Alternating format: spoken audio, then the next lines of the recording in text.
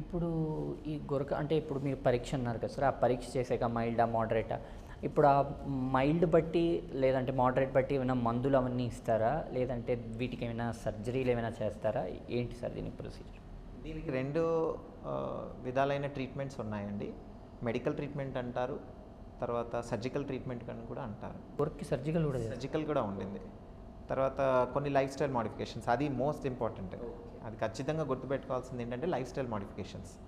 So మెడికల్గా మనం చూసుకున్నట్టయితే కొంతమంది కొన్ని పేపర్స్లో ఇండికేట్ చేస్తారు మెడికల్ ట్రీట్మెంట్ అన్నట్టుగానే, కానీ లేటెస్ట్గా ఉన్న ట్రీట్మెంట్ ఏంటంటే సిప్యాప్.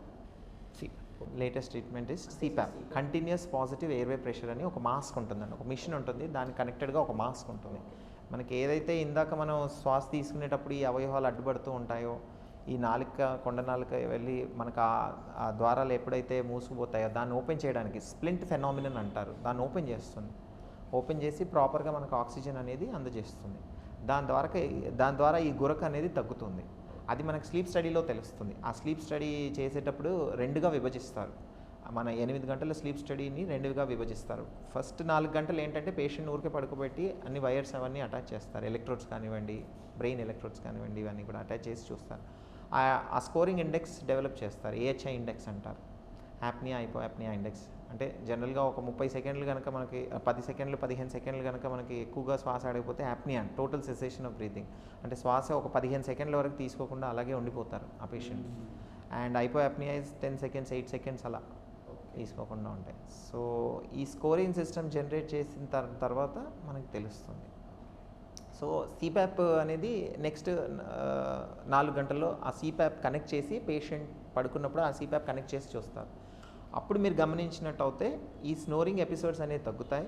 తర్వాత పేషెంట్ పడుకోవడం కూడా బాగుంటుంది, స్లీప్ ఫ్రాగ్మెంటేషన్ అంటారు, ఇవన్నీ కూడా తగ్గుతాయి, లేటెన్సీ అనేది తగ్గుతుంది, మాటి పేషెంట్ మెలకుగా ఉండడం కూడా తగ్గుతుంది. ప్రాపర్గా డీప్ స్లీప్, రెమ్ స్లీప్ అంటారు, డీప్ స్లీప్ అది చాలా ఇంపార్టెంట్ మన హార్మోనల్ బ్యాలెన్స్కి కూడా, మన రోజువారీ ఒళ్ళు తెలియకుండా నిద్ర. అదేలేండి. సో ఆ రెమ్ స్లీప్ అనేది చాలా ఇంపార్టెంట్. అది కనుక ప్రాపర్గా మనం అక్వైర్ చేయగలిగితే నైట్ టైం మనకి జబ్బులు కూడా వచ్చే ఛాన్సెస్ తక్కువగా ఉంటాయి. సో ఆ టైట్రేషన్ చేశాక మనకు తెలుస్తుంది. సో ఈ సిప్యాప్ అనేది చాలా ముఖ్యమైన ట్రీట్మెంట్ మొడాలిటీ అండి. అండ్ దీనివల్ల సైడ్ ఎఫెక్ట్స్ అంటారా, కంపేర్ చేస్తే కనుక చాలా తక్కువ వెళ్ళండి. అప్పుడప్పుడు పేషెంట్ క్లాస్ట్రోఫోబిక్ అంటే ఏదో క్లోజ్డ్ ఫెనామినన్ లాగా ఉంటుంది మనకి, ఆ మాస్క్ అడ్జస్ట్ చేయకపోవడం, తర్వాత లీకేజ్ అనేవి ఉంటుంది. బట్ కంపారిటివ్లీ అది తక్కువ వెళ్ళండి. But CPAP is the best treatment. తర్వాత కొన్ని మ్యాండిబులర్ డివైసెస్ కూడా ఉంటాయి. మ్యాండిబుల్ అంటే ఈ దవడకు సంబంధించిన డివైసెస్ కూడా ఉంటాయి, అది ఓపెన్ అప్ అవ్వడానికి, ఆ స్ప్లింట్ ఫెనామినన్ ఓపెన్ అప్ అవ్వడానికి. సో సర్జికల్గా చూసుకున్నట్టు అయితే ఏమవుతుందంటే మనం కొండనాలిక దగ్గర కొన్ని ఆపరేషన్స్ చేయగలుగుతారండి. ఒకవేళ కొండనాలిక కనుక పెద్దగా ఉండి మన శ్వాస తీసుకునేటప్పుడు అడ్డుపడితే దాన్ని రెక్టిఫై చేయడానికి సర్జరీస్ ఉంటాయి. యువిలోప్లాస్టీ అంటారు, యువిలోప్లాస్టీ. సో అలాంటివి. ఒకవేళ డిఎన్ఎస్ డివియేటెడ్ నేసల్ సెప్టమ్, ముక్కు వంకరపోవడం, టర్బినేట్స్ కనుక ఎక్కువగా వాపు రావడం జరిగితే దానికి కూడా సర్జరీస్ ఉంటాయి. సో సెప్టోప్లాస్టీస్ చేయించుకోవడాలు, టర్బినేట్ హైపోట్రోఫీని మనం సర్జికల్ ద్వారా రిసెక్షన్ చేయడాలు, ఇవన్నీ చేస్తే రెక్టిఫై చేయడానికి వీలుంటుంది. కానీ మేజర్గా ట్రీట్మెంట్ మాత్రం సిప్యాప్. ఈ సిప్యాప్ అనే ట్రీట్మెంట్ సార్ హాస్పిటల్లోనే చేస్తారా, లేదంటే ఇంట్లో కూడా ఏమైనా చేసుకోవచ్చా? లేదండి, ఇంట్లో కూడా చేసుకోవచ్చు. You can use this at home as well. Training ఏమైనా?